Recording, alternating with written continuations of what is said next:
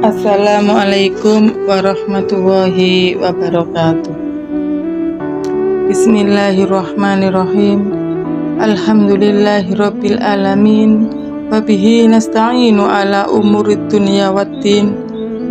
Asyhadu an la ilaha illa wahdahu la syarikalah. Wa asyhadu anna Muhammad abduhu wa rasulah.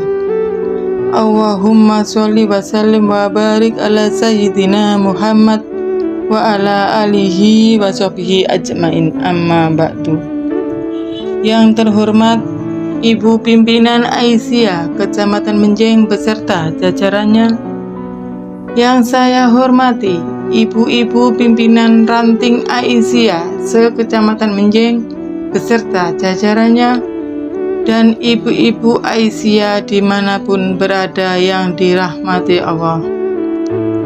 Alhamdulillahirabbil alamin. Segala puji bagi Allah Subhanahu wa ta'ala yang telah menciptakan kita, menghidupkan kita, memberikan iman dalam dada kita, serta masih memberikan kesempatan kepada kita untuk bernafas, beribadah, dan merasakan nikmatnya bulan Ramadan yang penuh berkah ini.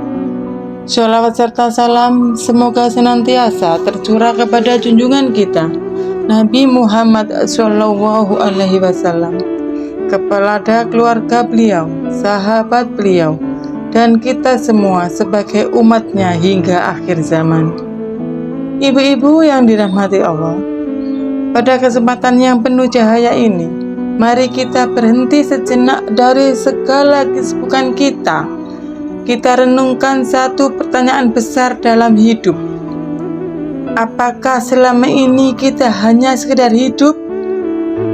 Atau kita benar-benar sedang mengabdi? Allah Subhanahu wa ta'ala telah menegaskan tujuan penciptaan kita dalam firman-Nya. A'udzu billahi minasyaitonir rajim. Bismillahirrahmanirrahim. Wa ma khalaqtul jinna wal insa illa liya'budun. Dan aku tidak menciptakan jin dan manusia melainkan supaya mereka mengabdi, beribadah kepadaku. Quran Surat Al-Nazariyat 56. Ayat ini sangat tegas. Tidak ada tafsir yang berbelit-belit. Tidak ada tujuan ganda. Tujuan penciptaan kita hanya satu, beribadah, mengabdi kepada Allah. Artinya, hidup kita bukan tanpa arah. Kita bukan makhluk yang berjalan tanpa tujuan. Kita bukan diciptakan sekedar untuk lahir, tumbuh, bekerja, lalu meninggal.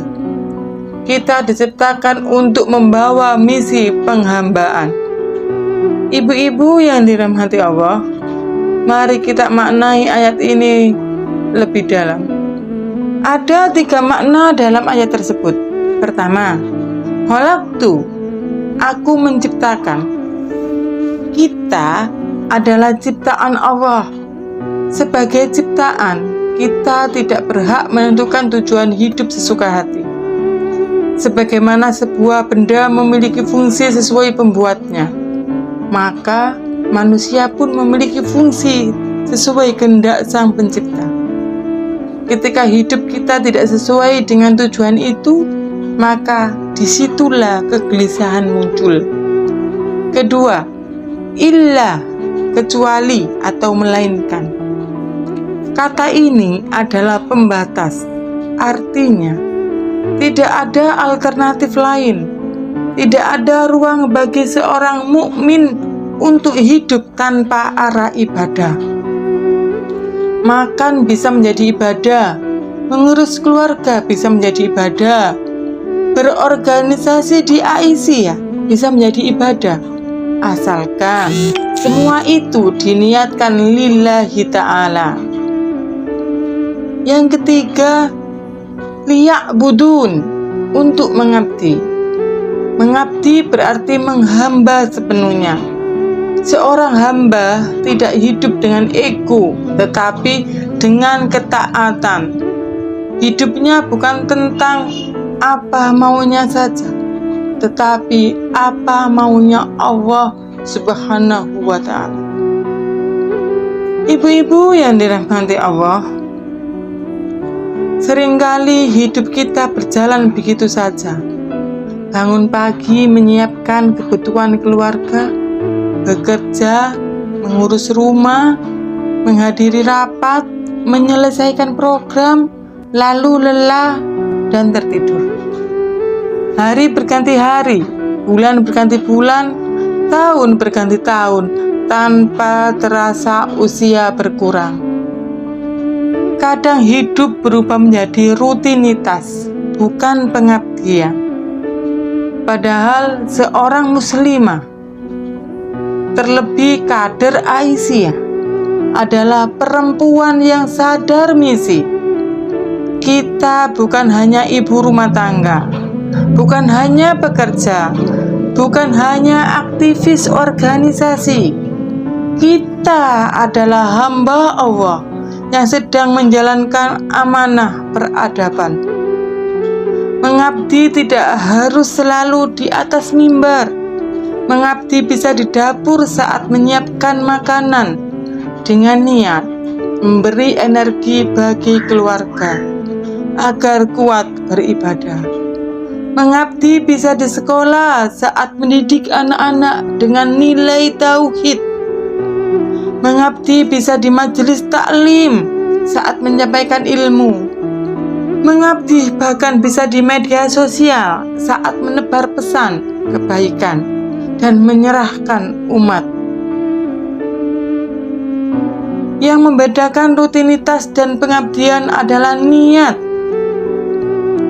Rasulullah Shallallahu Alaihi Wasallam telah mengajarkan bahwa setiap amal tergantung pada niatnya. Maka pekerjaan yang sama bisa bernilai dunia atau bernilai akhirat, tergantung arah hatinya.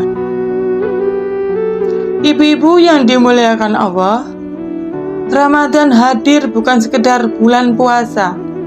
Ramadan adalah bulan evaluasi, bulan untuk meluruskan kembali arah hidup. Seolah-olah Ramadan bertanya kepada kita, selama ini engkau lelah untuk siapa? Air matamu jatuh demi apa? Tenagamu habis untuk tujuan apa? Apakah kita lelah hanya untuk mengejar dunia yang fana? Ataukah kita lelah karena sedang menabung amal pengabdian untuk Allah Subhanahu wa Ta'ala? Ibu-ibu yang dirahmati Allah, hidup ini singkat, jabatan akan selesai, anak-anak akan tumbuh dewasa, rumah yang kita bangun suatu hari akan kita tinggalkan. Harta tidak akan ikut ke liang lahat, tetapi amal pengabdian kepada Allah akan kekal abadi. Karena itu, mari kita ubah pola pikir kita. Bukan lagi yang penting hidup, tetapi hidup harus berarti. Bukan lagi yang penting berjalan, tetapi setiap langkah harus bernilai pahala. Bukan lagi sekedar menjalani, tetapi mempersembahkan diri sepenuhnya untuk Allah Subhanahu wa Ta'ala. Mari jadikan Ramadan ini sebagai titik balik. Dari sekedar hidup menjadi hidup yang penuh makna. Dari sekedar rutinitas menjadi pengabdian total. Dari sekedar aktivitas menjadi amal jariah. Semoga Allah menjadikan kita hamba-hamba yang benar-benar memahami tujuan penciptaan.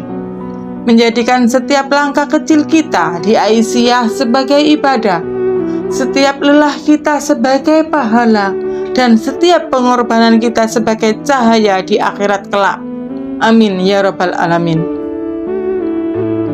Demikian yang dapat saya sampaikan. Semoga apa yang telah kita bahas dan upayakan bersama menjadi amal soleh yang diridhoi Allah Subhanahu wa Ta'ala, serta membawa kemaslahatan bagi umat, bangsa, dan persyarikatan. Nasrun minallahi wa fithul qarib billahi fi sabahil fastabiqul khairat. Wassalamualaikum warahmatullahi wabarakatuh.